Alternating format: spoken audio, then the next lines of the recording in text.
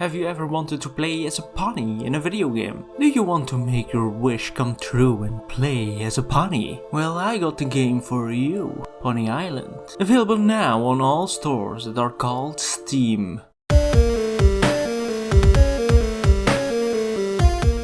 Hi, welcome to MathEizen Studio, the place where I seriously talk about games and all other stuff. Today's topic is, lo and behold, Pony Island. A game that impacted me so much when I finished it, I had to review it and talk about it. Today I will be talking about the art, gameplay and story.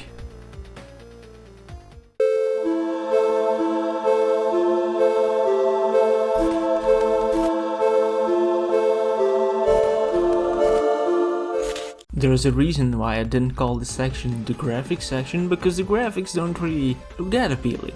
It's about the art. It's about the mishmash of the different art styles, playing with the art styles, playing with everything to push the story, to push the narrative. That's what this art is about. That's why I'm calling it art, is because the creator of this game has decided that they want to play around with the pixelated graphics, with everything, and just, make a mishmash of it that fits really well with the atmosphere and everything about the story as well. So that's why it's difficult to give it a score, so I'm only scoring it on its purpose. And it does its purpose perfectly. It portrays exactly what the creator wants to portray. So that's why I will give this a 10 out of 10.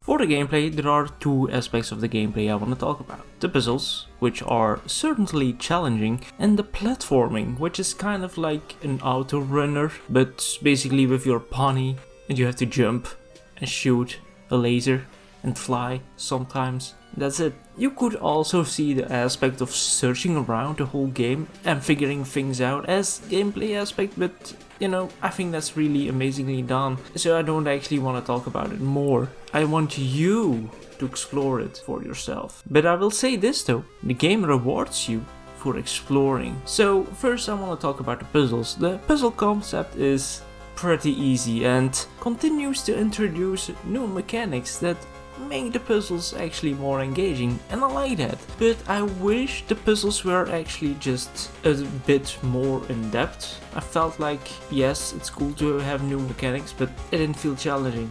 Like, it felt like you got through the tutorial of the new mechanic and then the first levels of the new mechanic, and that's where it ended. I wish there was a bit more there. And honestly, same can be said for the platforming sections, the auto runners. There are some new things introduced, and yes, it feels like the tutorial and the first levels, but that's where it ends. There are no actual big difficulty spikes. There are some difficult sections though, but no big difficulty spikes to keep you more engaged. It actually made me want to play more, but there was not more. And aside for that, I also think for the auto runner, the controls were a bit frustrating at times. So that's why I give this, the gameplay, a 7 out of 10.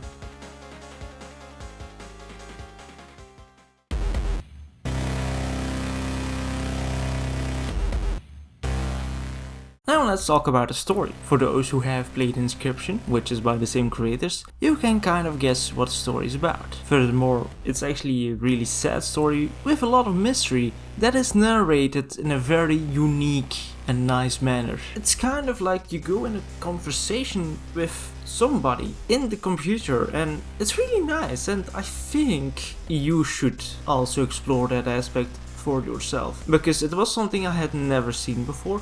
But maybe it's because I haven't played these type of games a lot. Maybe my vision will change if I play more games. But who knows? And I like how there are bits of lore bits spread around the whole exploring area, which, that's nice. It's nice to have certain lore bits here and there, and I like that.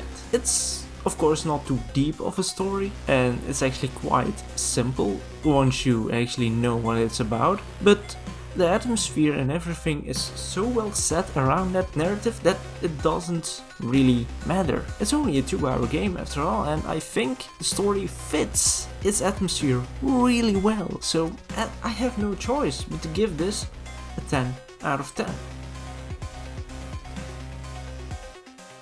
That adds to a total score of 27 out of 30. All I can say to end off this video is that you should try this game for yourself. Unless, of course, it's not a game for you. Either way, I hope you all enjoyed, and I hope you all subscribe and like if you are interested in more. And I will all see you later. Goodbye. And now let's hope that Pony Island 2 comes out very soon.